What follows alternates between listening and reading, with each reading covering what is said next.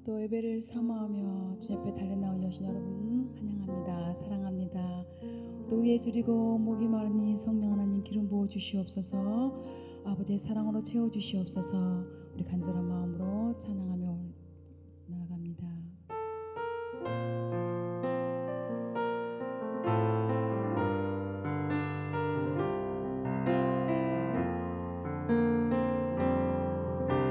마음이 상한 자를 고치시는 주님, 하늘의 아버지 날 주관하소서.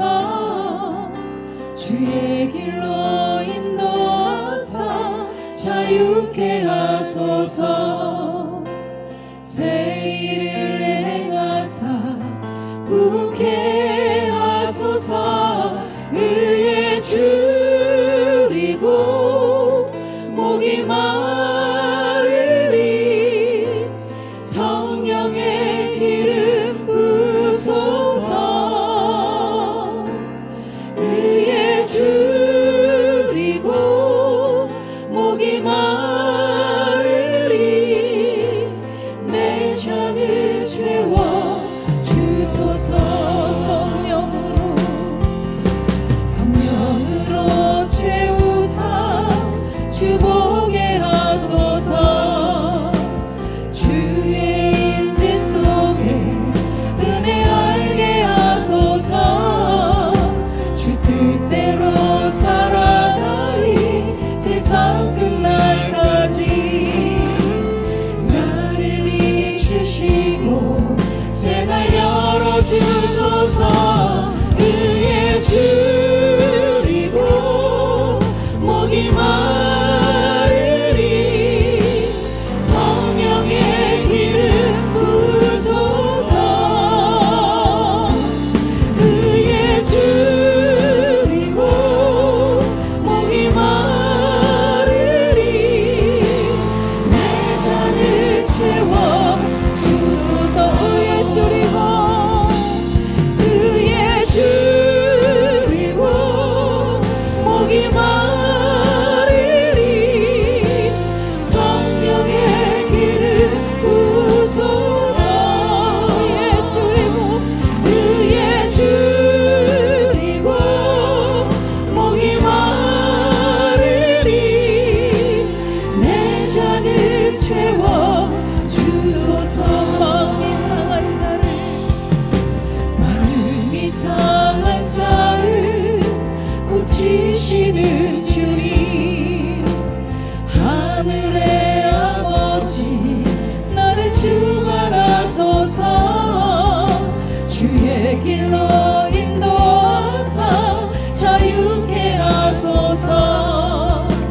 새 일을 행하사 부흥케 의에 줄이고 의에 줄이고 목이 마르리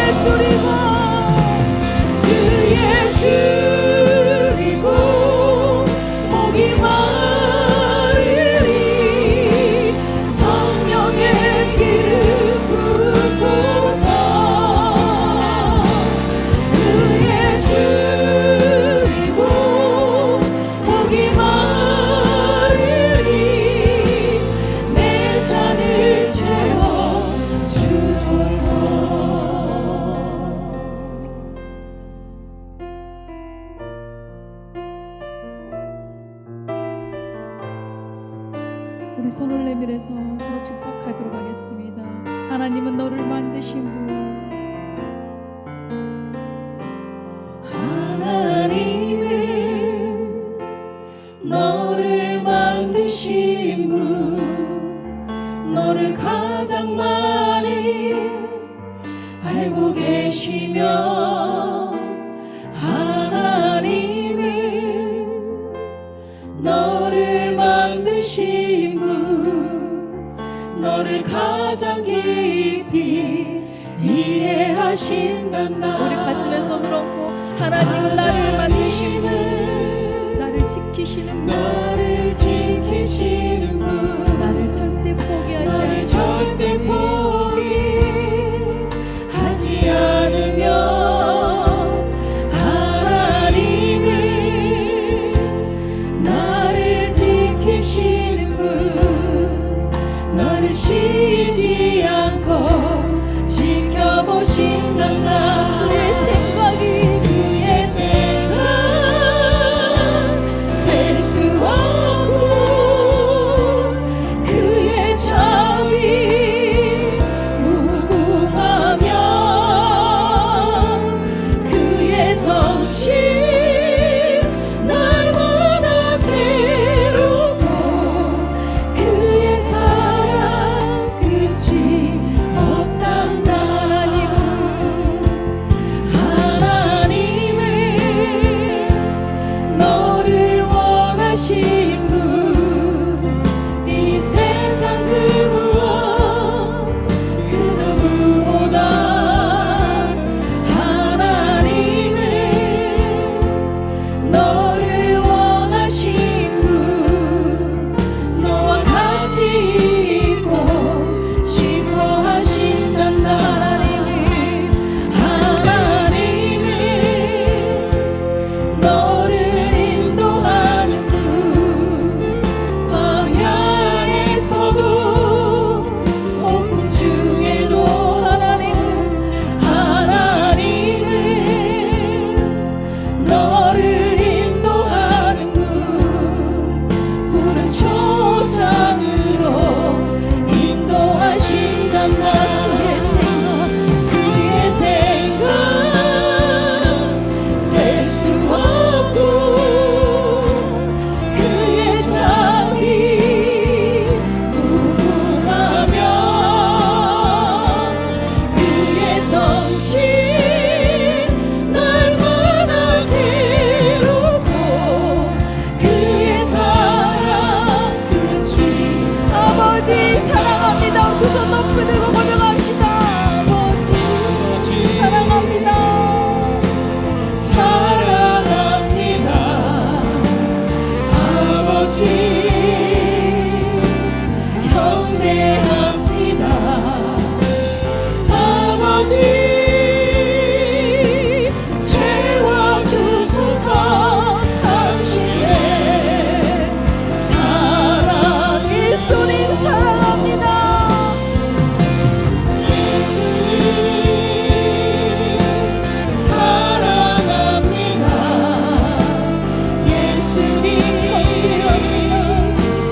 경배합니다. 예수님 채워주소서. 채워주소서. 당신의 성령 하나님 사랑합니다. 성령님 사랑합니다. 성령님 경배합니다. 성령님 채워주소서. 당신의 성령님 우리 마음을 다해 사랑합니다. 성령님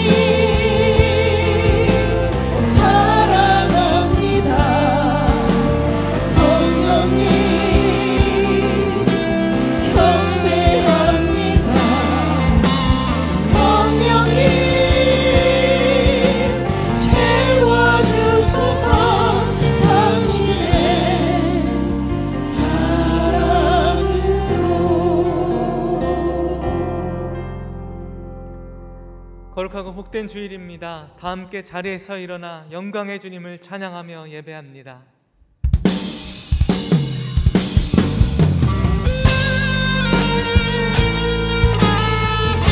우리의 마음과 정성과 뜻을 다하여 주님께 함께 고백하며 나아갑시다. 이곳을 덮으소서, 이곳을 덮으소서,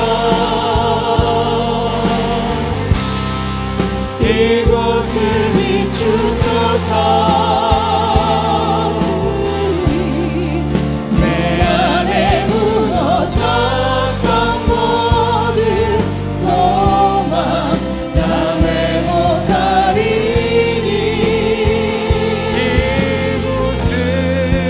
이곳을 지나소서, 이곳을 만지소서.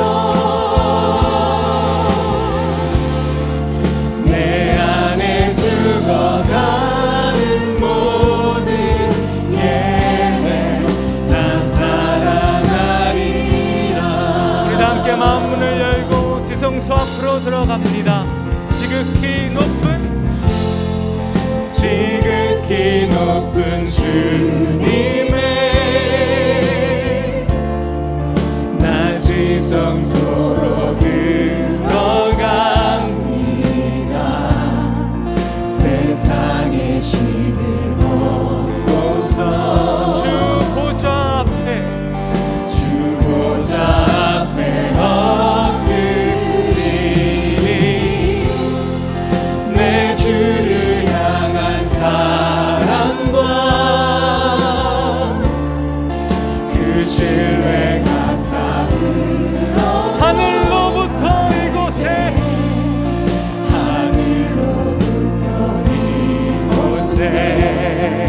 장막이 덮이네.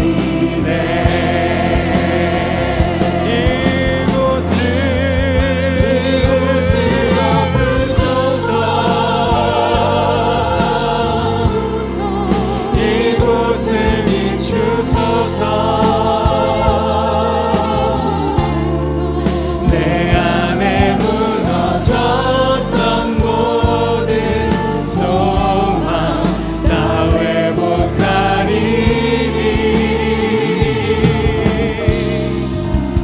이곳을 지나소서, 이곳을 만지소서. 내 안에 죽어가는 모든 예배 다 사랑. 함께 고백합시다. 주님의 성령 내게 임하여, 주님의 성령 내게 임하여 하늘의 영광 나타내게 하소서. 주님의 성령 내게 임하여 하늘의 주님 우리를 통하여 하늘의 영광을 나타나게 하여 우리 목소리 높여서 주님의 성령, 주님의 성령 내게 임하여 하늘의 영광 나타내게 하소서. 주님의 성령 내게 임하여 주님 이 시간 주님만 홀로 영광 받아 주시옵소서. 우리 마음과 정성을 다하여 주님께 고백합니다. 영광,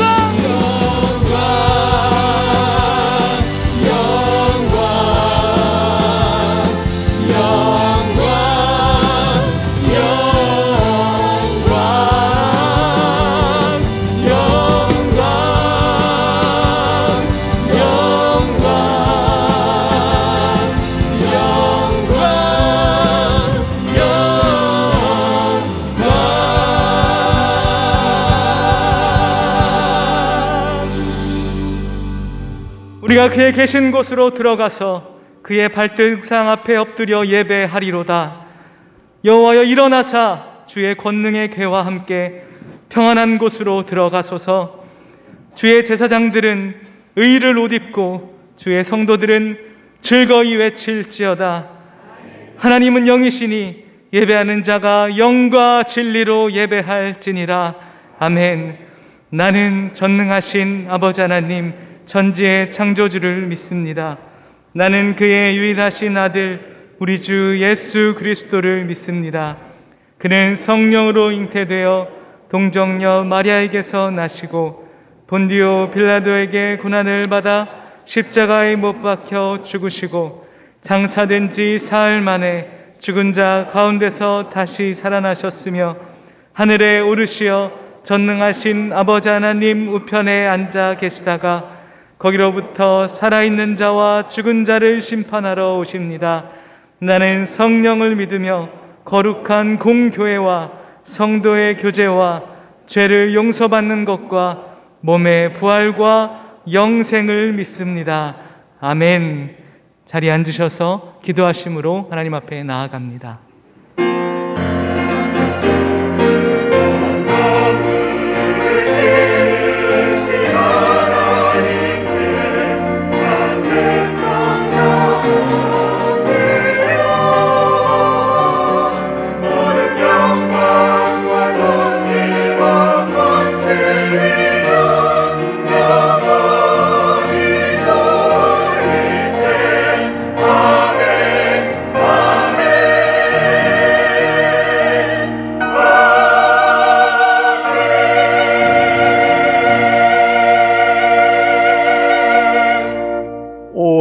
만민들의 찬송과 영광을 받으시기에 합당하신 하나님 아버지, 주님의 은혜에 감사함을 드립니다.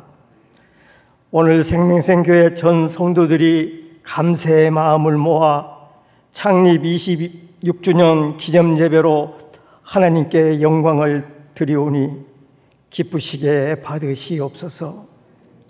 지난 26년은 하나님이 함께 하신 26년이요 축복의 26년이었음을 다시 한번 감사드립니다.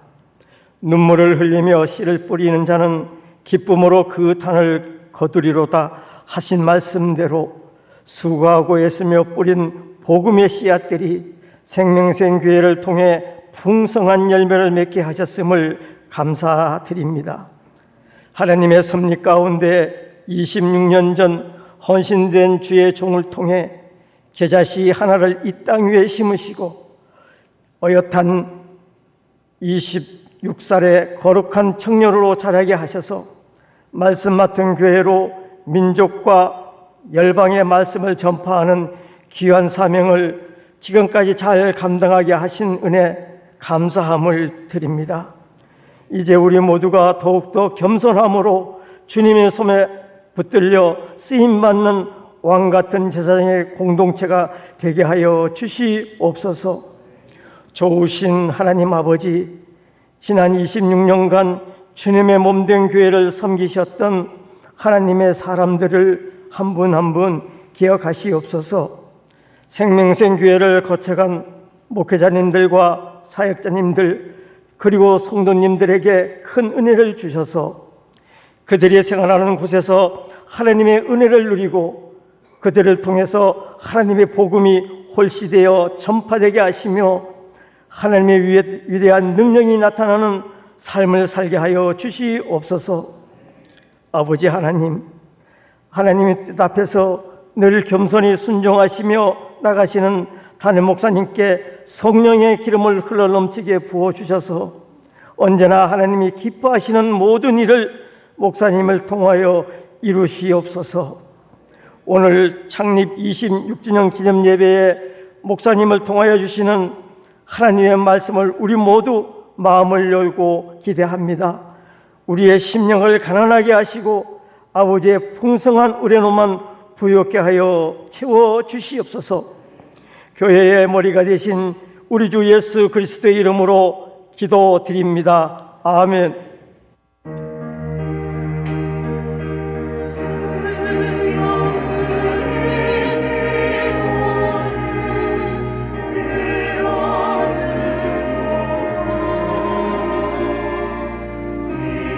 지체하고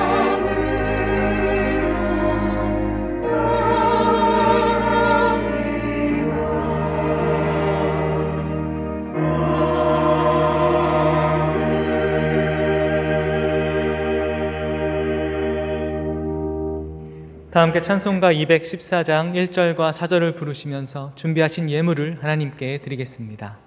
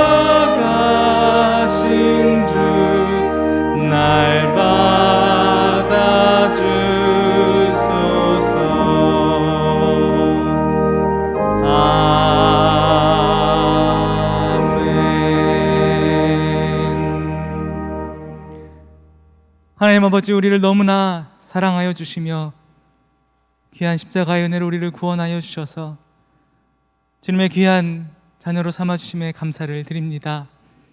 하나님, 오늘 주님 앞에 마음과 정성을 다한 귀한 예물을 올려드리오니 하나님, 이 예물을 주님 기뻐 받아 주시옵소서. 하나님, 우리 교회를 26년 동안 지켜주시는 것처럼 앞으로 26년, 260년 주님 다시 오시는 그날까지 우리 교회를 마음껏 축복하시고 또 우리 교회를 통하여 일하실 주님의 놀라운 역사를 이루어 주시옵소서. 우리가 가겠습니다. 주님과 함께 동행하겠습니다. 우리를 복 주시고 우리와 늘 함께하여 주시옵소서. 감사드리며 예수 그리스도의 이름으로 간절히 기도합니다. 아멘.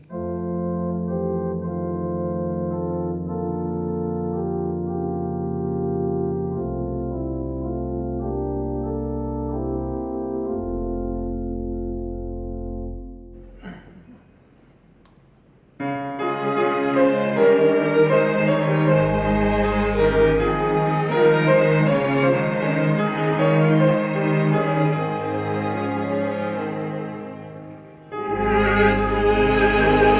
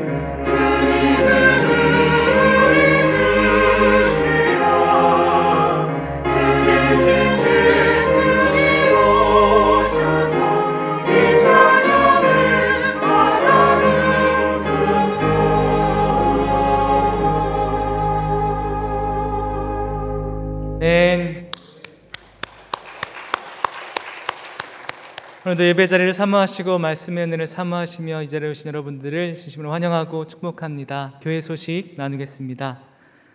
코로나19 관계로 성찬식을 할 수 없어서 떡을 떼는 성찬의 의미로 장로회, 안수집사회, 권사회에서 생일 떡을 준비하였습니다. 예배 후에 나가시면서 1층 로비에서 받아가시기 바랍니다. 코로나19 바이러스가 종식될 때까지 교회 예방활동은 교인의 안전을 지키기 위한 조치이므로 마스크 착용, 손 소독, 거리 두기, 발열 검사, 장갑 착용 등 방역에 적극 협조해 주시기를 간곡히 부탁드립니다. 특별히 주보 중앙면에 예배 안내 공지 19차를 참고하시어 지켜주시기 바랍니다. 예배의 복과 나라와 민족을 위해 하루 30분씩 교회 예배당에서 기도해 주시기를 부탁드립니다. 방역 원칙을 준수하기 위하여 방문시 1층 현관 게시판에 기도자 이름을 기록해 주시길 부탁드립니다. 하루 한 끼 금식 기도로 비전진 수련회를 지원해 주시기 바랍니다. 로비 작성표에 성함을 기록해 주시기 바라면 자세한 사항은 주보광고 6번을 참고해 주시기 바랍니다. 비전진 여름 수련회가 말씀드린 바와 같이 예배, 기도, 찬양, 말씀의 회복을 주제로 온라인 여름 수련회로 진행이 됩니다. 전 부서 대상으로 진행이 되오니 함께 중보해 주시기 바랍니다. 주일 교회 셔틀버스 1호차 운행 봉사자의 이철우 집사님을 임명합니다. 그동안 수고해 주신 김용백 안흥이 피택 장로님께 감사드리며 새롭게 봉사하심에 더욱더 감사드립니다. 교인 동정입니다. 오두유 집사님의 모친 발인이 오늘 있습니다. 함께 위로해 주시기 바랍니다. 준비하신 예물은 들어오시면서 헌금함에 봉헌해 주시기 바랍니다. 우리 교회 새로 오신 새가족 여러분 모두를 주님의 이름으로 환영합니다. 함께 신앙생활하기 원하시는 분들은요, 하얀색 자켓을 입은 새가족 위원을 찾으시면 친절히 안내해 드리겠습니다. 기타 교회 소식은 주보를 참고해 주시기 바랍니다. 오늘 우리에게 주시는 하나님의 말씀은 신약 성경 누가복음 10장 1절로부터 6절 말씀입니다.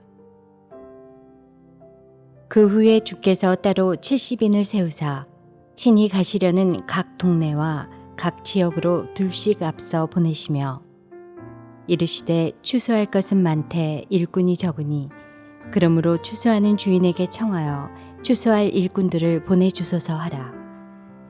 갈지어다 내가 너희를 보냄이 어린 양을 이리 가운데로 보낸과 같도다.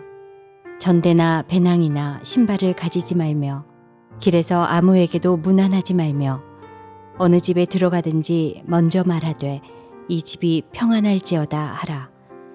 만일 평안을 받을 사람이 거기 있으면 너희의 평안이 그에게 머물 것이요 그렇지 않으면 너희에게로 돌아오리라. 아멘. 하나님께서 이 말씀을 통해 은혜 주시기를 원합니다. 반갑습니다. 오늘 생명샘교회 주님이 세우신 교회 26주년 창립 기념 주일입니다. 그래서 2부 때, 1부 때 세례와 입교 또 유아 세례 있다 보니까 3부 예배 때 다소 주차에 여러 가지 혼란이 있었을 거라고 생각이 됩니다. 어쨌든 그럼에도 불구하고 넉넉한 마음으로 이해해 주시고 이렇게 함께 예배할 수 있어서 감사합니다. 오늘 떡을 교회에서 이렇게 준비했는데 원래는 성찬식을 계속 못하고 있잖아요. 저희가 부활주일 때도 했어야 되는데 이번에도 할 수가 없어서 공동체에 떡을 떼는 심정을 가지고 하나됨을 의미하는 마음으로 이렇게 떡을 교회에서 준비를 하게 됐습니다. 가시는 중에 꼭 하나씩 받아 가셔서 맛있게 드시면 감사하겠습니다. 지난 시간에 예수님이 승천할 기약이 가까워짐에 예루살렘으로 올라가기를 굳게 결심하셨죠. 여러분, 왜 예루살렘으로 예수님은 가야만 했을까요? 예수님의 모든 사역, 순환고지, 십자가, 부활, 승천, 죽으시고 부활하시고 승천하는 것이 다 예루살렘에서 일어나는 것인데 주님은 굳이 갈릴리로 오셨습니다. 오셔서 복음이 무엇인지, 하나님 나라가 무엇인지, 하나님이 예비하신 영원한 생명의 나라가 무엇인지를 가르쳐 주신 것이죠. 그리고 제자들을 불러서 훈련하셨습니다. 그리고 그 제자들을 다 데리고 지금 어디로 가요? 예루살렘으로 가는 겁니다. 이 그림은 어떤 상징적인 의미가 있냐면 죄로부터 멀어진 하나님으로부터 멀어진, 죄로 인해서 하나님께 멀어진 모든 사람들은 예수님과 함께 예루살렘으로 가야 된다는 의미예요. 우리는 그럴 만한 지식과 지혜와 능력이 없습니다. 그래서 친히 주님이 가르쳐 주시고 심지어는 같이 동행해 주시는 거예요. 누구든지 혼자서는 하나님이 계신 곳 새 예루살렘으로 갈 수가 없기 때문에 주님이 그렇게 동행해 주시는 것입니다. 그러므로 우리 모든 사람에게 나의 영적 예루살렘이 있는가라고 하는 것을 주님이 물으신 거예요. 참 중요합니다. 나의 영적 예루살렘이 있는가 없는가. 막연하게 알고 있는 십자가 부활 승천이 아니라 오늘도 그토록 애타게 우리 한 사람 한 사람을 데려가려고 하는 주님의 마음이 묻어나는 것이죠. 그러면서 주님이 사마리아를 통과해야 된다라고 하는 것을 가르쳐 주셨는데 그 의미는 어떤 의미가 있었어요? 우리 삶 가운데 습진 곳이 있다는 것이죠. 늘 하나님의 나라를 말하고 또 하나님의 계신 곳을 말하고 그러면서도 우리가 돌아가는 사마리아를 바로 통과하면 바로 하나님의 나라고 하나님을 만날 수가 있는데도 불구하고 그 사마리아를 통과하고 싶지 않아서 늘 돌아가더라는 거예요. 그래서 주님이 사마리아를 통과해서 바로 지름길을 가르쳐 주셨어요. 주님이 예루살렘으로 가는 여정 가운데 이런저런 제자들을 만납니다. 어떤 사람은 따라가겠다고 하기도 하고 어떤 사람은 따르다가 무엇을 하러 간다는 사람도 있고 이런 이야기를 통해서 우리에게 주시는 메시지는 뭐였냐면 하나님 앞에 우선순위를 두는 사람이 없더라는 거예요. 그래서 주님이 말씀하시잖아요. 여우도 굴이 있고 공중에 나는 새도 집이 있는데 인자가 머리 둘 곳이 없다 그러는 거예요. 저마다 평안할 때는 사랑하겠습니다. 평안할 때는 용서하겠습니다. 평안할 때는 내가 죽겠습니다. 그러나 정작 주님을 따라야 할 때, 정작 내가 죽어져야 할 때, 살다 보면 하나님과 동행할 때 결정적으로 내가 죽어야 하고 내가 주님을 따라야 할 때 따른다고 했던 제자들은 갖가지의 이유를 대면서 이래서 사랑할 수가 없고 저래서 용서할 수가 없고 그래서 다음에 하겠습니다 라고 한다는 거예요. 그래서 주님이 말씀하시잖아요. 내가 거처할 곳이 없구나. 여우도 굴이 있는데 공중에 나는 새도 집이 있는데 인자가 머리 둘 곳이 없다. 그래서 주님이 우리에게 뭐라고 말씀하셨어요?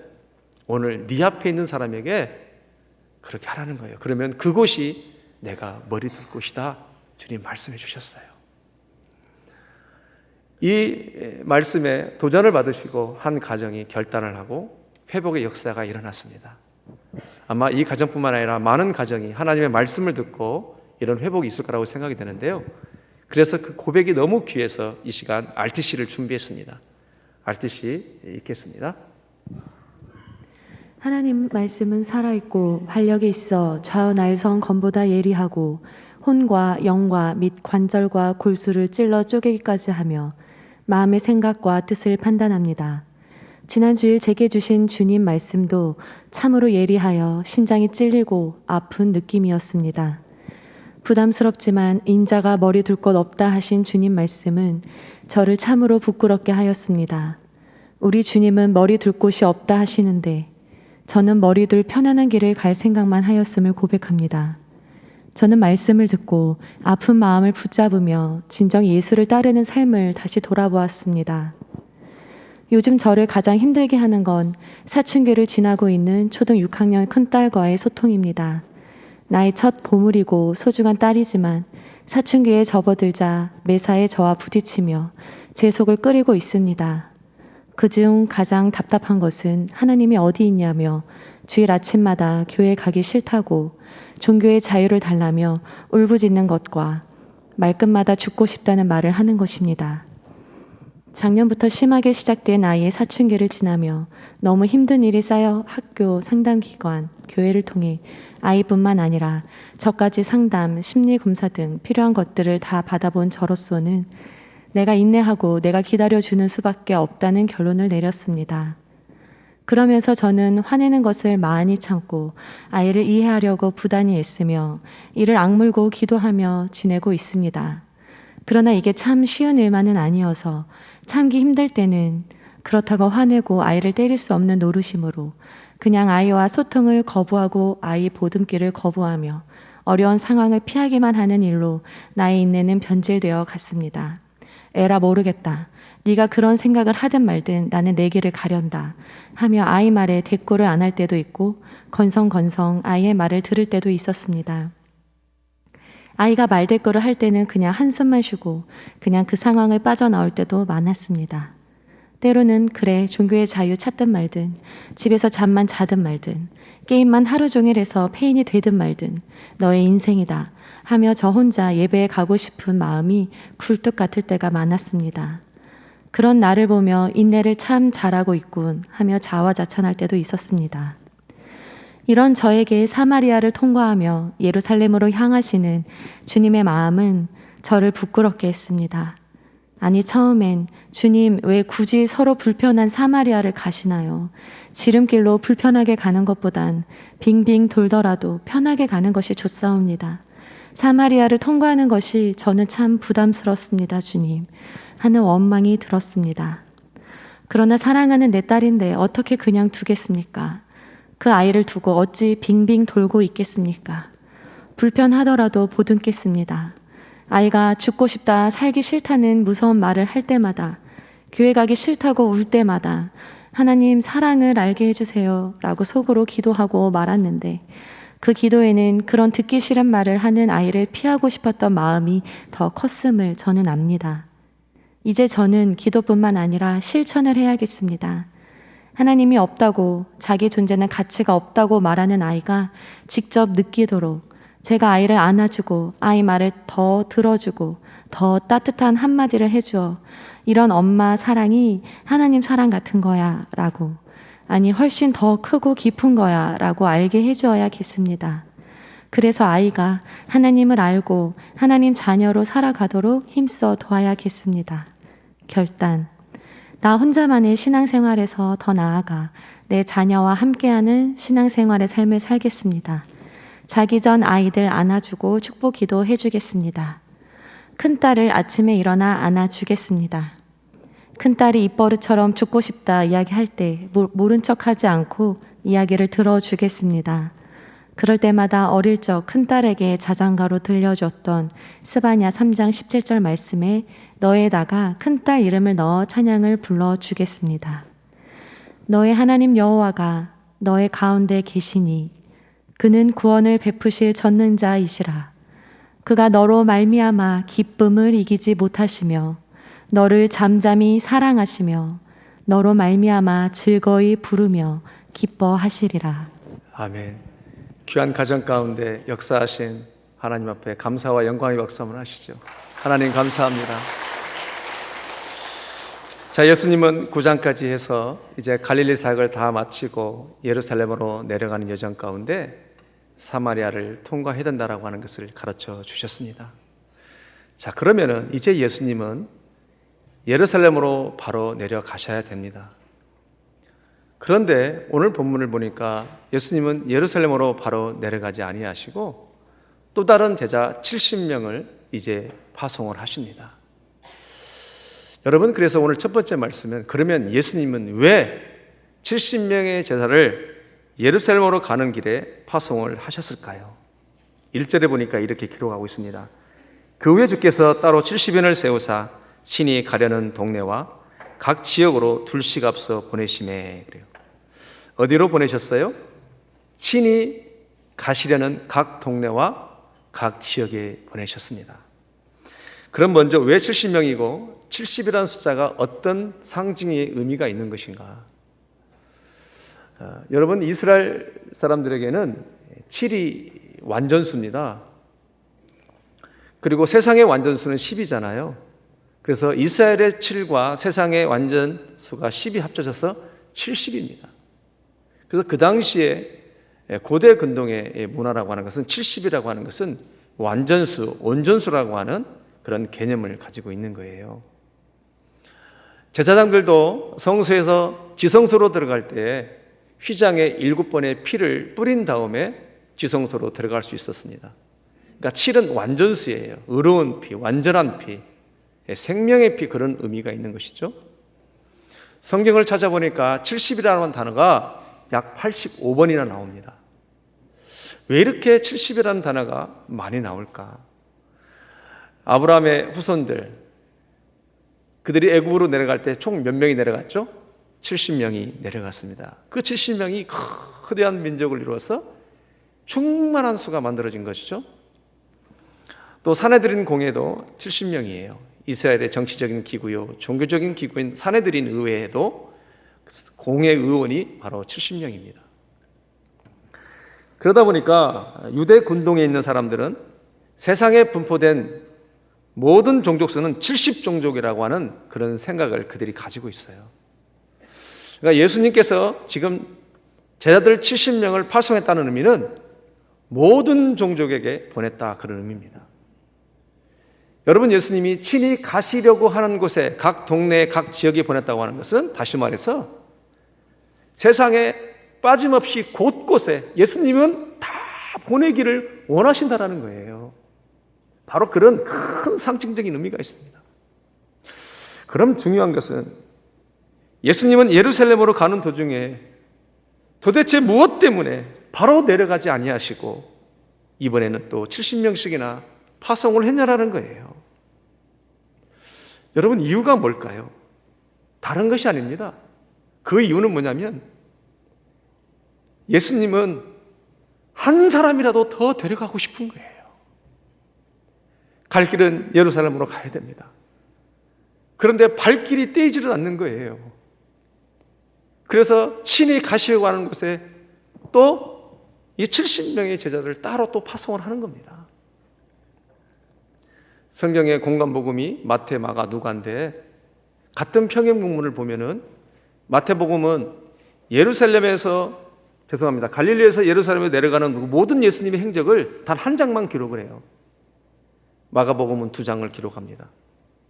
유독 누가복음은 10장부터 19장까지 총 10장씩이나 많은 지면을 할애하시고 예수님의 행적을 드러내셔요. 이게 누가복음의 특징인데 왜 그럴까? 어떤 예수님의 마음을 드러내고 싶은 거예요. 그것이 뭘까? 가지를 못하고 반복해서 그 지역을 계속해서 왔다리 갔다리 하시는 거예요. 왜? 한 영혼이라도 더 데려가고 싶은 거예요. 여러분, 그 메시지는 오늘 우리에게 뭘 말씀해 주셔요? 왜 예수님이 더디 오시고 성내기를 더디하십니까? 노하기를 더디하셔요. 한 영혼이라도 더 챙겨가시려고 내 아내, 내 남편, 내 사랑하는 자녀들, 그들의 눈이 밟히는 거예요. 그래서 예루살렘에 가지를 못하고 거기를 배회하면서 계속해서 친히 가시려고 하는 곳에 제자들을 파송하는 겁니다. 여러분, 그러면서 2절 말씀에 제자들을 파송할 때 뭐라고 말씀하세요? 2절 같이 합니다. 시작. 이르시되 추수할 것은 많되 일꾼이 적으니 그러므로 추수하는 주인에게 청하여 추수할 일꾼들을 보내주소서 하라. 아멘. 예수님은 한 영혼이라도 놓치고 싶지 않아서 70명씩이나 파송하는 가운데 파송의 직전에 두고 또 말씀하셔요.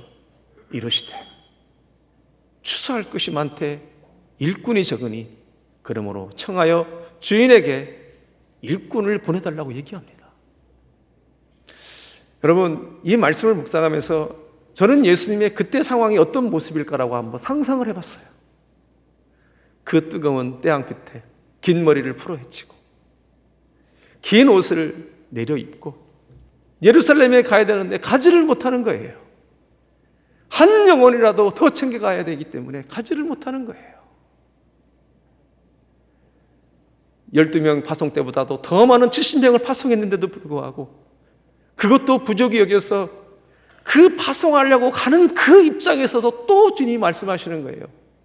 여전히 하나님의 나라는 더 확장되어져야 된다. 더 많은 일꾼이 필요하다. 그런 마음으로 주님이 말씀하시는 거예요. 여러분, 주님의 마음이 느껴지십니까?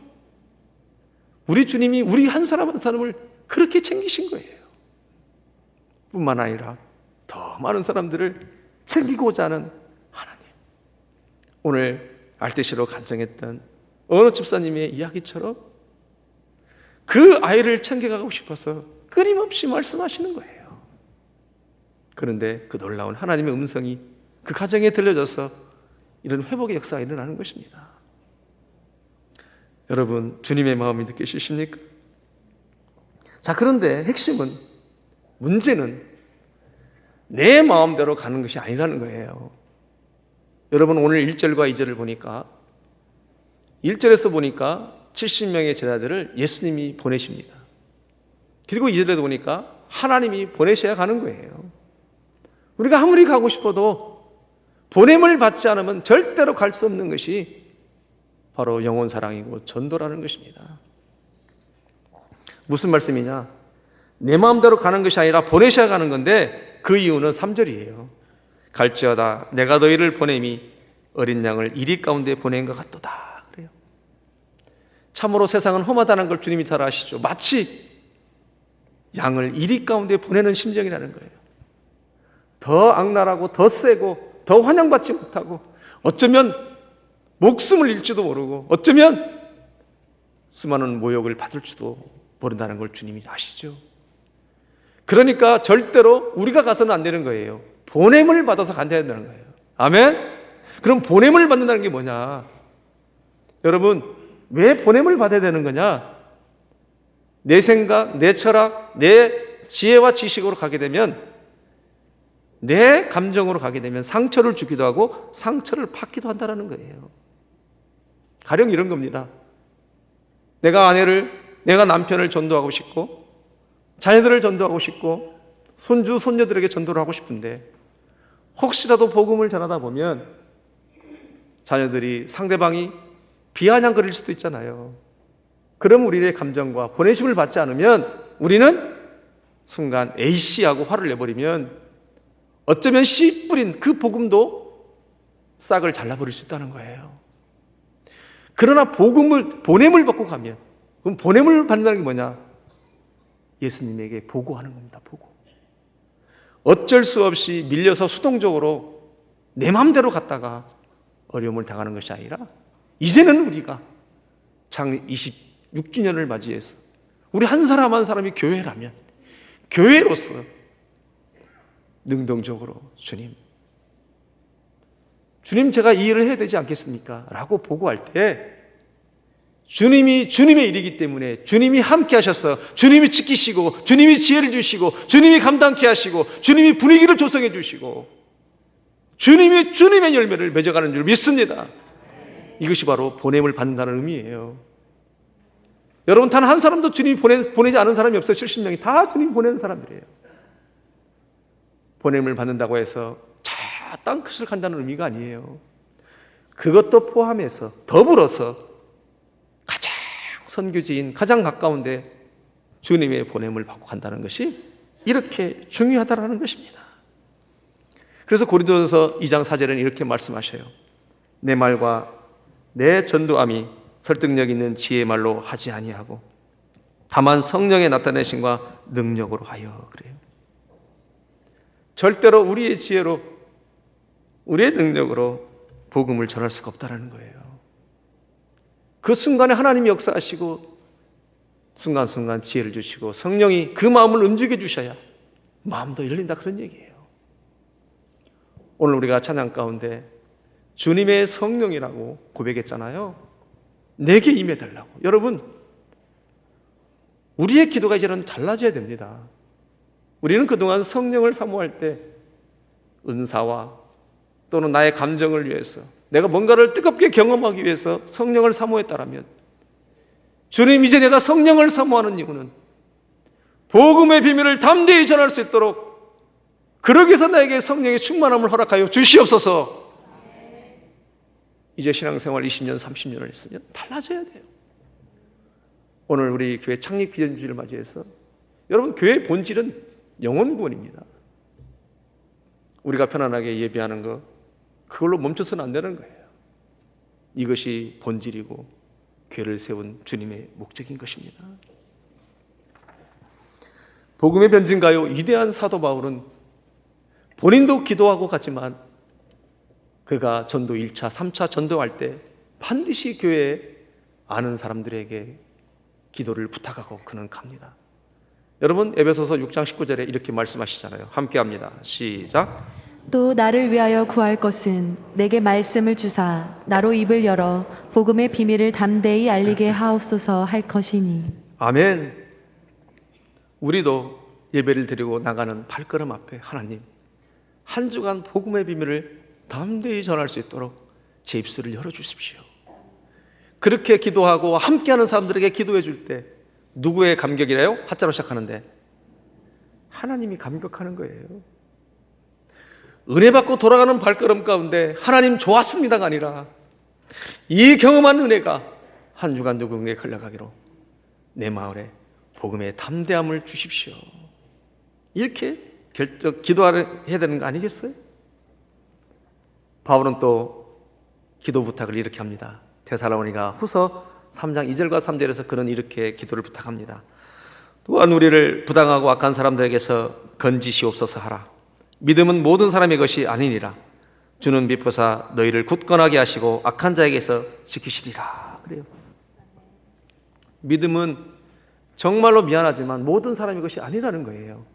그러니까 부당하고 악한 사람들로부터 건짐을 받아야 되는 것이 중요하다는 것이죠. 근데 또 3절에 뭐라고 그래요? 미쁘사. 미쁘사는 주님은 믿을 만하다 그런 뜻이에요. 기도하면 적으로부터 구해주시고 인도해주시고 지켜주신다는 거예요. 바로 이것이 보냄을 받는다는 의미입니다. 기도를 통해서 보냄을 받는다는 의미예요. 그러니까 바울은 그의 달려갈 길을 다 달려갈 때까지 그 험한 길을 자동차도 없이 밤에는 들짐승이 있고 낮에는 또는 산적들이 있다 할지라도 하나님이 지키셔서 그의 일생에 복음의 삶을 살게 하신 거예요. 사랑하는 우리 생명교회 성도 여러분, 오늘 말씀의 제목이 보냄을 받은 자입니다. 이 공동체는 다 교회이지만 그러나 한 사람 한 사람은 다 교회이고 교회를 부르셨어요. 누구는 보냄을 받아야 되고 보냄을 받지 않아야 되는 게 아니에요. 우리는 교회이기 때문에 날마다 보냄을 받는 거예요. 교회도 세상 속에 있지만 세상에 속하지 않는 보냄을 받은 것이 바로 교회입니다. 그러므로 우리 주님은 이제 우리에게 등 떠밀려서 어쩔 수 없이 나 혼자 내 마음대로 가다가 상처받지 말고 이제는 능동적으로 주님 나를 보내주십시오. 한 주간 삶 가운데 보내주십시오. 그렇게 보냄을 받은 자로 살기를 원하는 주님인 줄 믿습니다. 오늘 창립 20주년을 맞이해서 1부와 2부 때 많은 사람의 세례가 있었고 입교가 있었고 유아 세례가 있었습니다. 여러분 얼마나 영광스러운지 모르겠어요. 여러분들의 열매예요. 그 한 사람 한 사람이 어느 한 사람에게 그 공을 돌리는 게 아닙니다. 하나님이 공동체 모든 사람에게 그 공을 돌려요. 천하보다도 한 영혼을 소중히 여기신 그 하나님의 뜻이 오늘 세례를 통해서 이루어진 거예요.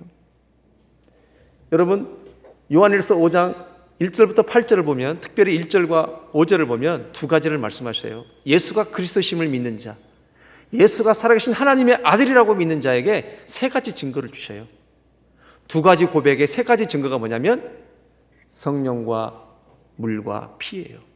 이건 패키지입니다. 어떤 건 있어도 되고 없어도 되는 게 아니에요. 반드시 세 가지가 다 나타나야 돼요.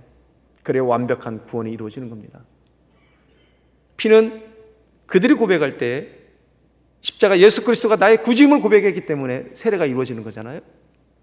성령이 임하지 아니하고는 그리스도를 주라고 신할 자가 아무도 없다라고 고린도서 12장 3절에서 말씀하셔요. 그리고 세례입니다. 여러분 공동체, 교회, 여러분이 있기 때문에 공동체가 있고 교회가 있는 것인데 이 공동체에서 세례를 통해서 돌아갈 수 없는 강, 영원한 하나님 나라 그 천국을 향해 나갈 수 있는 생명이 인친다고 하는 것은 엄청난 일인 거예요. 그것이 바로 공동체입니다. 오늘 이 놀라운 일이 있었습니다. 그래서 오늘 디도서 1장 3절은 이렇게 주님이 말씀하셔요. 함께 합니다. 시작. 자기 때에 자기의 말씀을 전도로 나타내셨으니 이 전도는 우리 구주 하나님이 명하신 대로 내게 맡기신 것이라. 아멘. 자기 때에 자기의 말씀을 무엇으로 나타났다? 전도로 나타내셨어요. 하나님의 말씀이 우리에게 묵시되어지고 계시되어지고 그 살아있는 말씀이 생명이 되었다면 결국은 그 말씀이 무엇을 나타내더라? 전도로 나타내시더라는 거예요. 이것이 바로 보냄받은 자의 삶이라는 거예요. 그리고 이 전도는 우리 구주 하나님이 명하신 대로 명하신 거라는 거예요. 명하신 거. 내게 맡기신 것이라 그래요. 여러분 얼마나 영광스럽습니까? 하나님의 생명을 나에게 맡겼다고 하는 것. 나를 통해서 천하보다도 한 영혼을 소중히 여기시는 그 영혼이 나를 통해서 돌아올 수 있는 능력이 나에게 내재되어 있다고 하는 것이 얼마나 감격스러운 일인지. 그래서 골로새서 4장 3절은 교회인 우리에게 또 이렇게 말씀하셔요. 또한 우리를 위하여 기도하되 하나님이 전도할 문을 우리에게 열어주사 그리스도의 비밀을 말하게 하시기를 구하라. 내가 이 일 때문에 매임을 당하였노라. 아멘. 내가 이 일 때문에 매임을 당하였노라. 사도 바울이 고백하나 우리가 고백하나 동일한 생명인데, 그가 가지고 있는 생명이나 우리가 가지고 있는 생명은 동일한 예수 그리스도의 생명인데, 누구는 이 일이 나에게 매임당하였노라고 고백을 하고, 누구는 이 일이 나에게 매임당하였는지 당하지 않았는지도 모르고 살아야 되냐는 거예요. 사랑하는 우리 성도 여러분, 내일부터 우리 생명사역교회 비전진 친구들이 한 달 동안 랜선 수련회를 합니다. 저는 우리 비전진 친구들을 보면 너무너무 미안한 마음이 있어요. 왜 미안한 마음이 있냐? 다음 세대가 준비되어질 때 예배로 준비되어지고 예배로 성장해야 되고, 우리가 마치 예배를 통해서 하나님을 만났던 것처럼 저 어린 시절에 예배를 통해서 하나님의 임재를 경험하고 살아계신 하나님이 예배자를 찾으신다고 말씀하셨는데 지난 4, 5개월 동안 예배하지 못하고 있습니다. 아직도 교회를 나오지 못한 친구들이 있잖아요. 그럼 앞으로 우리 다음 세대들인데 하반기 4개월, 5개월 동안 어떻게 저들이 영적으로 지탱할 수 있을까? 너무 안타깝고 답답하고 미안하고 그렇습니다. 마치 코로나19가 우리 크리스찬들이, 우리 어른들이 잘못해서 죄악으로 이런 어려운 일을 당하게 돼서 아이들이 예배하지 못하는 것 같은 느낌이 들기 때문에 너무너무 미안한 거예요. 그래서 기도하고 고민 끝에 랜선 수련회, 온라인 수련회로 저희들이 결정을 했습니다. 오프라인 수련회는 오히려 쉽습니다. 2박 3일 모아놓고 성령의 능력을 구하고 감당하면 되니까요. 그러나 한 달 동안 찬양이 뭔지, 예배가 뭔지, 말씀이 뭔지, 기도가 뭔지 할 거예요. 여러분, 우리도 지난 4, 5개월 동안 얼마나 함께하지 못하고 교제하지 못하니까 우리 영혼들이 쉽지 않았잖아요. 아이들은 더 힘들어요. 또 집에만 있다고 집에서 뭐라고 하지. 또 온라인 수업 봐줘야지. 물론 부모들도 힘들다는 거 압니다. 그러나 우리의 다음 세대들이에요. 우리 선생님들이 최선을 다해서 다 케어하고 있지만 정말 대단해요, 선생님들이. 그러나 그것만 가지고는 안 되는 겁니다. 그래서 수련회를 갖고자 합니다. 우리 수련회들이, 우리 아이들이 그동안 수련회를 가져서 성장하는 모습인데 동영상을 한번 닮아봤습니다. 보시겠습니다.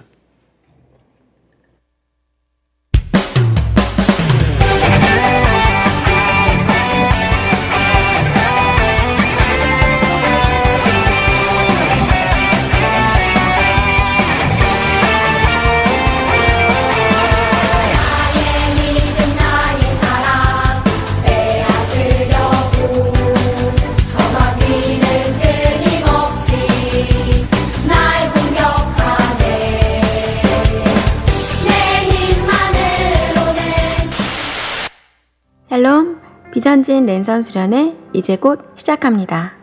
랜선 수련회, 영화부 수련회, 초등부 수련회, 중고등부 수련회는 들어봤는데 랜선 수련회는 뭐지? 궁금해하시는 분도 계실 텐데요. 코로나19가 종식되지 않아 기존처럼 수련회를 진행하기 힘든 상황이라는 것을 모든 분들이 공감하실 줄 압니다. 함께 모이기는 힘들지만 각자의 처소에서 예배, 기도, 찬양, 말씀의 회복이 비전진 아이들의 삶 가운데 이루어지도록 돕고자 랜선 수련회를 준비했습니다. 비전진 랜선 수련회는 영아부부터 고등부에 이르기까지 비전진의 모든 부서 아이들이 함께 진행합니다. 수련회 주제는 회복입니다. 주제 말씀인 역대하 7장 14절 말씀을 붙잡고 4주간 각자의 처소에서 진행됩니다. 7월 12일 생명샘교회 창립 기념주일 이후 각 주별로 예배, 기도, 찬양, 말씀의 회복을 위한 활동을 합니다. 어떤 활동을 하는지 궁금하시죠? 비전진 아이들은 아침에 눈 뜨자마자 기도합니다. 매일 전달되는 각 부서 전도사님의 묵상 편지를 읽고 오늘의 말씀을 필사합니다. 나에게 주신 레마의 말씀을 적습니다. 하루를 하나님의 자녀답게 생활하고 잠자리에 들기 전 3가지 감사를 적습니다. 기도로 하루를 마무리합니다. 이와 같은 매일의 시간이 쌓여 4주간의 랜선 수련회를 통해 예배, 기도, 찬양, 말씀의 회복이 비전진 아이들에게 일어나기를 소망합니다. 이를 위해 학부모님들과 성도님들의 지지와 격려 그리고 기도 부탁드립니다. 여러분, 이 아이들이 다음 추수할 일꾼들입니다. 우리 생명샘교회 비전진 아이들이 500명이 넘습니다. 저 아이들이 잘 세워진다면 다음 세대는 밝아지는 거예요. 사랑하는 성도 여러분, 여러분에게 이 시간 도전합니다. 우리가 늘 겸손해야 된다고 얘기하는데 겸손이 뭘까요? 세상에서 말하는 겸손은 아마 이런 걸 것입니다. 저는 부족합니다. 저는 연약합니다. 저 잘 못합니다. 물론 동양적인 어떤 미덕 차원에서 이것도 하나의 겸손의 카테고리에 들어갈 수 있다고 생각이 돼요. 그럼 성경에서 말하는 겸손은 뭘까요? 하나님이 말씀하시는 겸손은 뭘까요? 그게 중요하잖아요. 하나님이 원하시고 하나님이 말씀하시는 진짜 겸손은 뭐냐면 하나님의 역사 속에서 하나님의 경륜과 하나님의 섭리를 깨닫고 자기 인생을 구속사로 해석할 수 있는 눈이 열리고 하나님 나에게 주신 재능과 능력을 하나님 나라를 위해서 하나님의 지체를 위해서 함께 동역을 이루는 것이 하나님 보실 때 최고의 겸손입니다. 아멘. 각자의 우리에게 능력을 주셨어요. 그 능력을 그냥 부족합니다, 잘못합니다라는 것이 아니라 그것이 농부의 자리든 왕의 자리든 어떤 자리든 그것을 인식하고 주를 위해서 함께한다는 이것이 진정한 겸손이에요. 여러분, 보냄을 받는다고 할 때 보냄을 교회에서부터 해보자라는 거예요. 기도를 통해서 한 번도 해보지 않는 랜선 수련회를 나갈 때 우리가 기도해야만이 이 아이들이 승리할 수 있습니다. 쉽지 않을 거예요. 그러나 우리가 기도할 때 제 아이들이 30일 동안 그 책 한 권을 띄었을 때 성장의 것을 생각해 보십시오. 가슴 벅찰 일입니다. 그래서 이번에 제가 여러분에게 도전하고 부탁을 드리겠습니다. 한 달 동안 일주일도 좋고 3일도 좋고 아이들을 위해서 금식 기도를 해주시기 바랍니다. 하루에 한 끼, 3일도 좋고 일주일도 좋고 기간을 정해놓고 저 밑에 가면 라비에 보드가 있습니다. 그걸 적어놓으시고 기도하시면서 해주시면 그것이 바로 보냄을 받은 자의 삶이에요. 우리 주님 생각해 보십시오. 머리를 풀어헤치고 긴 머리를 찰랑찰랑하면서 표현이 적절한지는 모르겠습니다만 그런 주님의 마음이 느껴지는 것이죠. 그렇게 부르심 따라 살아가는 우리 모두가 되기를 저는 축복합니다. 두 번째로는 제 아들이 복음을 전할 때 영접하는 샬롬의 아들들이 있고 그렇지 않는 사람들이 있다라는 것입니다.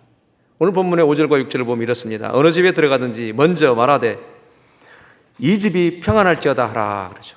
만일 평안을 받을 만한 사람이 거기 있으면 너희의 평안이 그에게 머무를 것이지만 그렇지 않으면 너희에게로 돌아오리라 그래요. 예수님이 말씀하십니다. 우리가 복음의 전달자로서 어디를 가든지 먼저 평안을 선포하라고 말씀하셔요. 여러분, 왜 평안을 먼저 선포하라고 말씀하셔요? 평안이라고 하는 것은 곧 복음을 선포하라는 거예요. 왜냐? 진정한 평안은 복음에서 오기 때문에 그렇다는 거예요. 진정한 평안은 구원에서 오기 때문에 평안을 선포하라고 말씀하시는 것입니다. 그래서 우리 주님이 디모데후서 4장 2절에서 말씀하셔요. 때를 얻든지 못 얻든지 항상 힘써라 그래요. 너는 말씀을 전포하라. 생명의 말씀을 말하되 때를 얻든지 못 얻든지 항상 말씀하라고 해요. 왜요? 1절이 핵심이에요. 1절을 같이 읽겠습니다. 시작. 하나님 아빠 살아있는 자와 죽은 자를 심판하실 그리스도 예수 앞에서 그가 나타나실 것과 그의 나라를 두고 엄히 명하노니. 아멘.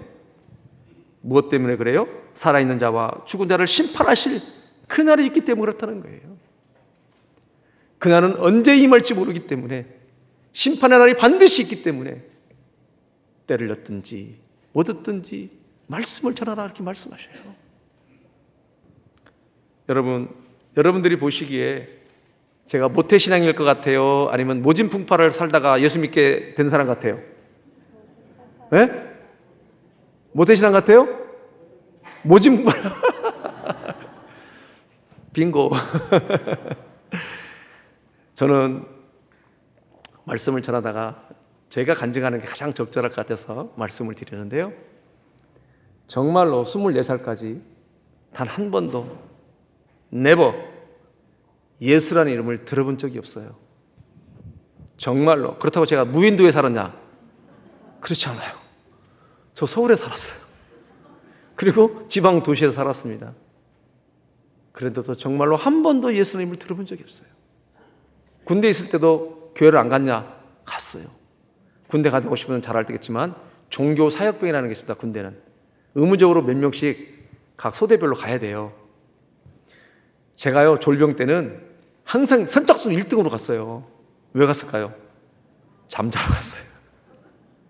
그래서 후임병을 데리고 항상 가서 뒤에서 대자로 누워서 잤어요. 끝나면 깨워라 이렇게. 그래서 제가요 예배 드리다가 잠자는 사람 절대 뭐라고 하지 않아요. 제가 그런 경험이 있기 때문에. 농담이고요. 우리가 예배를 한번 드릴 때마다 예수라는 이름이 20-30번은 나오잖아요. 그러나 나는 정말로 한 번도 예수 이름을 들어본 적이 없어요. 그리고 제대했을 때 누나네 집에서 복학 준비를 하는데 과천에 있는 한 5층짜리 아파트였어요. 걸어 올라와야 됩니다. 얼마나 많은 사람들이 가가호 노방 전도한다고 오는지 모릅니다. 올 때마다 문전박대를 했어요. 제가 이 미친 막 그렇게 하면서 이런 시간 있으면 집에 가서 애들 간식이나 한 번 더 챙겨주고 빨래나 한 번 더 해주지 뭐하는 막 이렇게 마치 소금 뿌리듯이 그렇게 문전박대를 많이 했어요. 그런데 어느 날 한 남자분하고 3명의 여자분이 찾아오셨어요. 그날이 디데이였습니다. 뿌리칠 수가 없었어요. 성령의 역사였죠. 들어오라고 해서 그때만 해도 무가당 회밀이 100% 주스 자꾸 비쌌어요. 그거 내 것도 아니에요. 누나네 건데 그냥 가득가득 고프에다 따라가지고 그냥 이렇게 줬어요. 그랬더니 그 형제분이 나한테 하는 말이, 형제님을, 내가 왜 당신 형제예요? 나 형제란 말을 별로 안 들어봤잖아요. 내가 왜 당신 형제냐고 그랬더니 우리는 다 하나님 안에서 형제 자매라는 거예요. 그러면서 하시는 말씀이 예수가 누군지 아십니까? 그래요. 예수가 누구요? 내가 하나님 소리는 들어봤는데 예수라는 내가 들어본 적이 없습니다. 예수는 하나님의 독생자 그리스도신데 형제님의 죄와 나의 죄와 모든 인류의 죄를 대신해서 십자가에 못 박혀 죽으시고 용서하셨다는 거예요. 저는 그 말 한마디에 그냥 가슴이 막 미어지는 거예요. 믿어지는 거예요. 그래서 그 처음 보는 앞에서 막 눈물이 쏟아지기 시작하는데요. 그분이 나 때문에 죽으셨다는 거예요. 얼마나 울었는지 몰라요. 막 제가 우는 게 아니에요. 성령께서 저를 죽어나시는 것 같아요. 그때는 그게 몰랐지 뭔지를. 15분 정도를 울었습니다. 그때까지 기다려 주시더라고. 그래서 제가 눈물을 닦고 그들에게 물었습니다. 제가 이제 어떻게 하면 되겠습니까? 형제가 하는 말이 이제 예수님을 영접하면 된대요. 여러분, 그래서 제가 뭐라고 했겠어요? 빨리 합시다 그랬어요. 그냥 빨리 영접합시다. 그래서 그때 성령의 세례를 경험하고 주의 종으로 나서기 시작했는데요. 부인할 수 없는 거예요. 너무너무 강력하니까.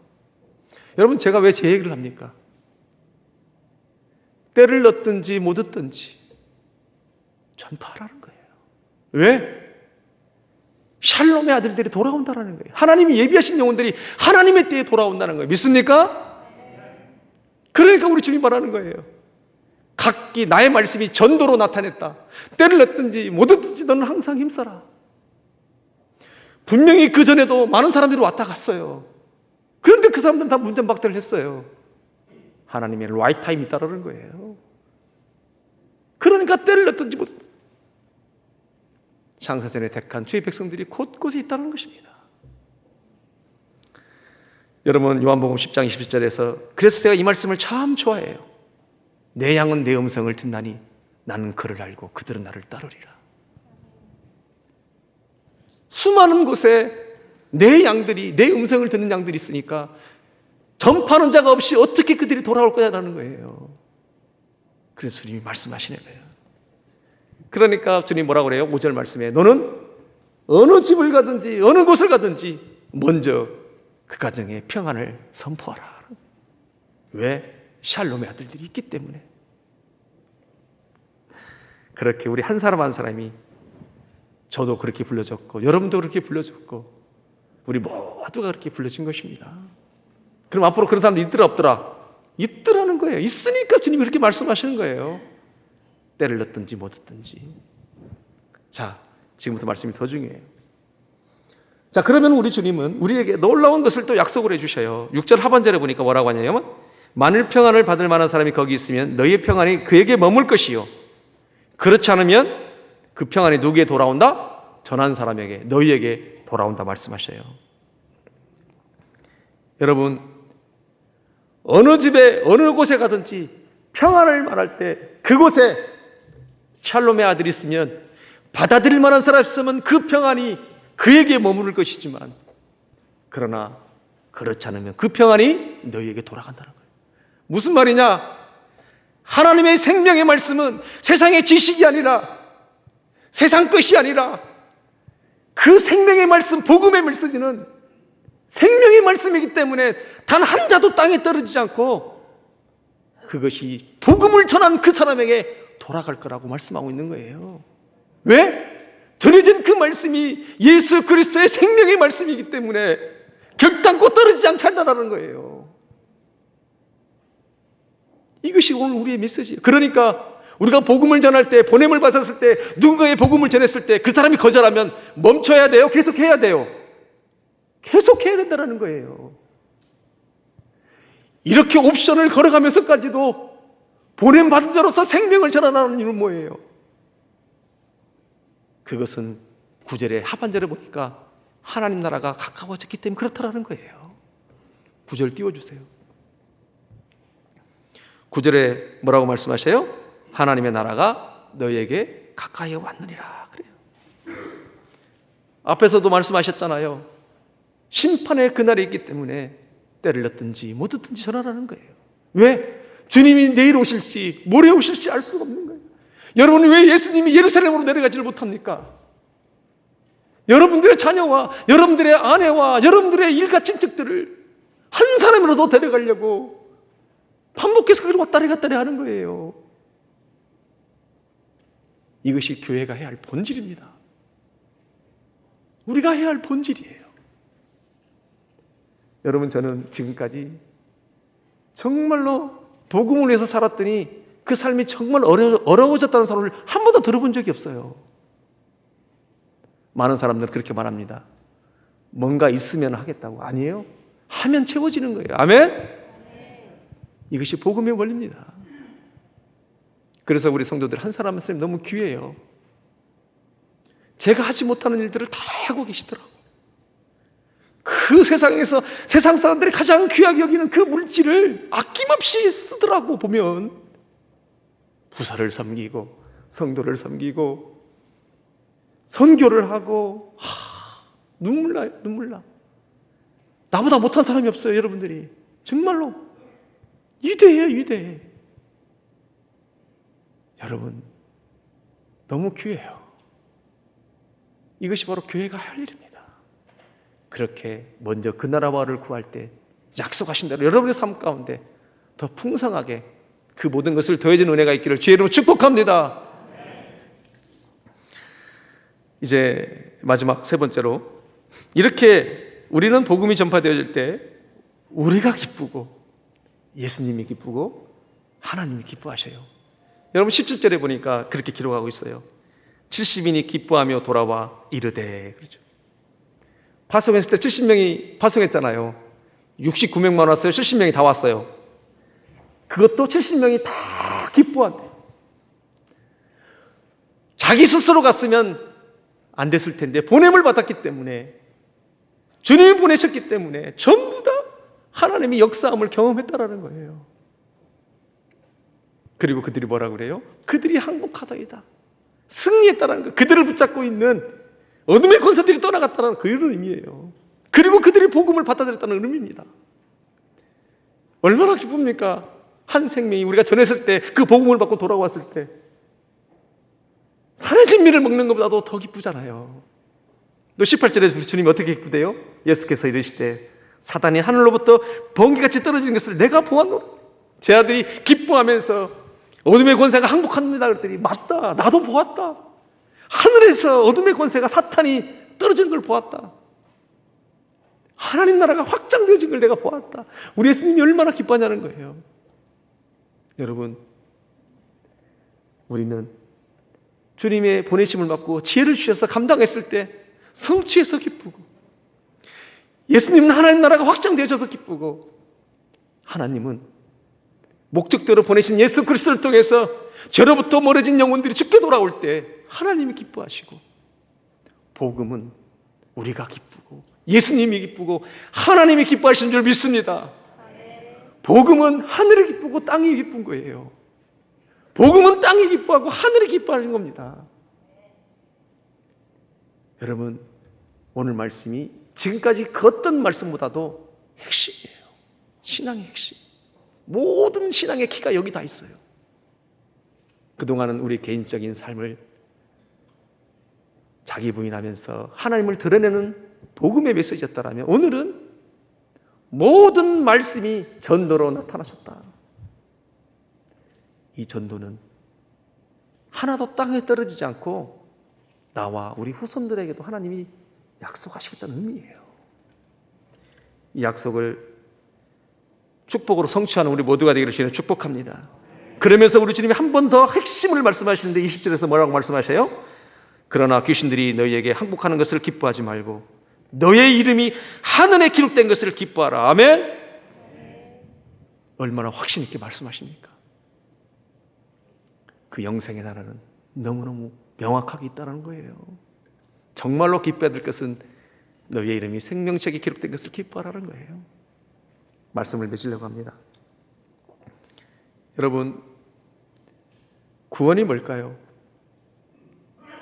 우리가 생각하는 구원과 하나님이 생각하는 구원이 같아야 될 텐데, 구원이라고 하는 것은 이쪽에서 저쪽으로 장소만 옮겨지는 것이 구원이 아닙니다. 구원이라고 하는 것은 여기서 죽을 수밖에 없는 사람이 저쪽으로 가서 살아난다, 그런 의미가 아니에요. 성경에서 말하는 하나님 말씀하시는 구원의 핵심은 뭐냐? 그것을 포함해서 나를 부르시고 나를 부르신 하나님이 나의 삶을 완성케 나가는 것이 구원인 줄 믿습니다. 구원은 단지 우리가 이곳에서 저기서 장소 옮겨지는 것이 구원이 아니에요. 그것을 포함해서 그 구원은 나를 부르시고 나를 완성케 나가시는데, 그 완성케 나가시는 것을 앤드루 머레이라고 하는 학자는 그렇게 말합니다. 사명과 내가 사는 목적을 아는 것까지가 구원이라고 얘기를 해요. 이것이 진정한 겸손입니다. 이것이 진정한 구원이에요. 그 위대한 십자가, 하나님이 친히 못 박혀 죽으신 그 구원은 믿습니다라 해서 단지 옮겨지는 차원이 아니라는 거예요. 너무너무 그 구원이 찬란하고 말할 수 없는 은혜가 있기 때문에 오늘 2부 때 유아 세례를 받는데, 유아 세례를 받는 부모가 소감을 했습니다. 근데 그 유아 세례 받는 아이가 이제 한 11개월 됐는데요. 10개월 안 되고 한 9개월 됐는데요. 입양을 해서 세례를 받았습니다. 입양을 했어요. 입양한 동기가 뭐냐라고 소감을 쓸 때 그분이 하시는 말씀이 어느 13명의 아이를 입양한 분을 찾아가서 봉사활동을 하다 보니까 왜 이 어려운 일을 하냐고 물어봤더니 그분이 그러시더래요. 나를 값없이 양자 삼아 주셨는데 이거보다도 더한 일도 해야죠. 그렇게 고백을 하더랍니다. 여러분, 이것이 구원인 거예요. 구원은 장소적으로 단지 옮겨지는 것이 구원이 아닙니다. 그것을 포함한 나를 부르시고 나의 삶을 완성케 하시는데 그것이 전도요. 주님과 동행하고 겸손한 삶을 사는 것입니다. 그렇게 놀라운 하나님의 보유함이 우리 생명석의 모든 지체를 한 사람 가운데 있기를 다시 한번 주의 이름으로 축복합니다. 기도하시겠습니다. 하나님 감사해요. 고맙습니다. 겸손함이 무언지 하나님, 우리는 주신 재능과 달란트를 그저 남들한테 폼내지 않으려고 혹시 오해할까 싶어서 겸손하게 그거를 거절하게 됐지만 진짜 겸손은 하나님의 역사 속에서 하나님의 경륜과 섭리 속에서 나의 인생을 해석해내는 눈을 갖고 내가 누구인지 무엇을 위해서 부름을 받았는지 그러므로 하나님과 동역하는 것이 진짜 겸손이라고 말씀해 주셨습니다. 하나님, 축복의 원리가 오늘 다 담겨져 있습니다. 영혼 사랑하는 거고 영혼을 섬기는 거고 때를 얻든지 못 얻든지 갈 때 하나님께서 할 것이고 모든 축복도 저에게 허락하실 줄 믿습니다. 감사하고 예수님의 이름으로 기도합니다. 아멘. 하나님의 사랑, 주님의 눈물 찬양하시겠습니다.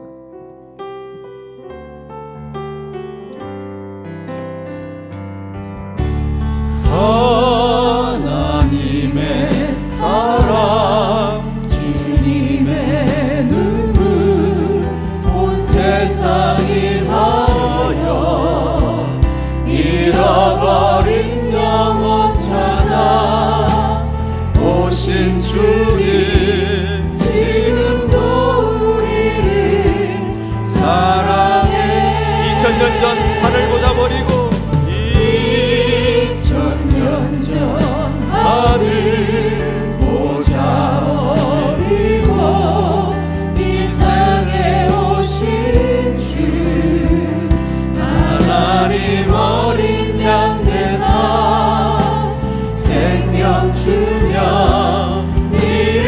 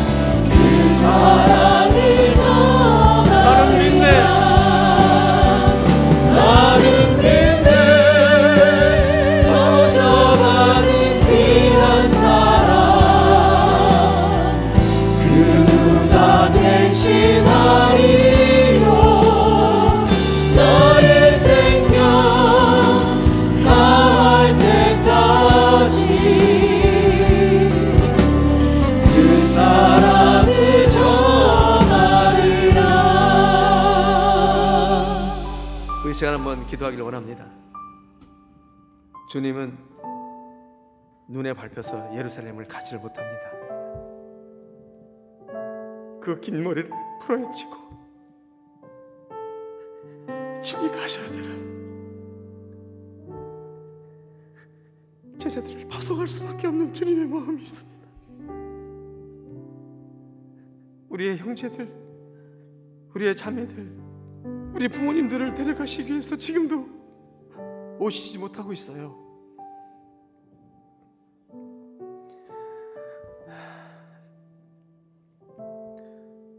(70명을) 파송하고도 또 부탁을 합니다. 주설 일꾼이 적다고, 아직도 하나님 나라가 확장되어져야 된다고, 우리 다 같이 예루살렘에 가야 된다고 말씀하고 있어요. 여러분, 심판은 정말 있습니다. 어찌하면 좋을까요? 그렇게 하나님 앞에 기도하기를 원합니다. 도와달라고, 주님 보냄받기를 원한다고, 내 방식대로 내 마음대로 하지 않겠습니다. 보내달라고 우리 하나님 앞에 큰 소리 하지 않아도 좋습니다. 기도하겠습니다. 기도하시겠습니다. 하나님, 아버지, 우리 지금 예루살렘을 가지를 못합니다. 이것저것 옷을 돌려기며 다녀야만 하는 우리 주님을 봅니다. 지금도 우리 한 영혼을 너무너무 사랑해서 그들을 저기 가시기 위해서 신이 가시고자 하는 그 곳 가운데 혼자 다 갈 수 없기 때문에 제자들을 먼저 가라고 말씀하십니다. 그리고 동구 밖에서 제자들이 하는 말을 이해하지 못할까봐 다시 설명해 주려고 서성거리는 우리 주님의 모습을 상상해 봅니다. 주님, 우리 생명생교의 모든 지체들 한 사람도 낙오되지 아니하고 다 하나님 나라에 입성할 수 있도록 도와주시옵소서. 저들이 기도하고 품고 있는 모든 지체들도 다 함께 갈 수 있도록 도와주시옵소서. 하나님, 이것은 교만하고 겸손의 차이가 그 문제가 아닙니다.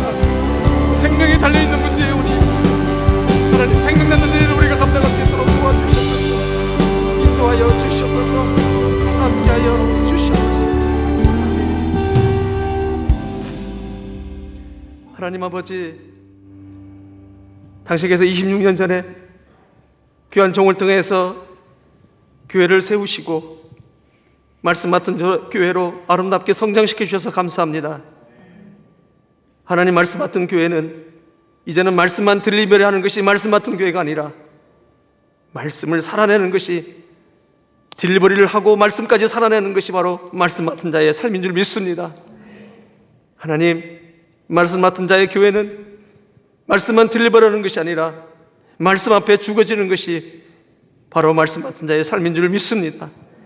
그 말씀을 깨달으면 깨달을수록 우리가 어찌 이 말씀 앞에 죽지 않을 수 있습니까? 하나님, 말씀을 다시 한번 재조명해 주시고 새롭게 가르쳐 주시옵소서. 이제는 주수를 위하여 주의 일꾼들을 보내시는 우리 주님 예수 그리스도의 십자가의 은혜와 잃어버린 한 영혼을 찾기 위하여 계속 주의 일꾼을 보내시는 아버지 하나님의 그 놀라우신 사랑하심과 교회를 세우시고 교회를 통하여 주의 일꾼들을 보내시도록 도우시는 성령님의 역사하심이 이제 주의 일꾼 되어 보내심을 받은 자가 되기로 고백하는 고개 숙인 주의 백성들 머리 위에 26년 전에 세우시고 오늘도 축복하셔서 구속사를 이루시는 몸된 교회 위에 이제부터 영까지 함께 하옵시기를 간절히 축원하옵나이다. 아멘.